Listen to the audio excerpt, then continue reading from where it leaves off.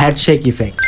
Phone দিয়ে কিভাবে create করবেন এই ভিডিওটি চলেন আপনাদেরকে দেখাই। এটা মনে রাখতে হবে, আপনি যে ফোন দিয়ে ভিডিও করবেন ওই ফোনটি কোনো জায়গায় স্থির করে রাখতে হবে বা কোনো স্ট্যান্ডে রাখতে হবে। আমি এই ভিডিওটি মেক করব ক্যাপকাটে। মেক শিওর আপনি ভিডিও করার সময় কিছু সময় আপনি ফ্রেমে স্থির থাকবেন। পর আপনি আপনার মাথা একটু ডান থেকে বামে একটু দ্রুত নাড়াতে থাকবেন কিছু সময়। যেখান থেকে মাথা নাড়ানো স্টার্ট করবেন ভিডিওটি ওইখান থেকে স্প্লিট করবেন। দেন আপনি যতটুকু পারফেক্ট মনে করেন ততটুকু স্প্লিট করে তারপর বাকিটুকু ভিডিও ডিলিট করে দিতে পারেন।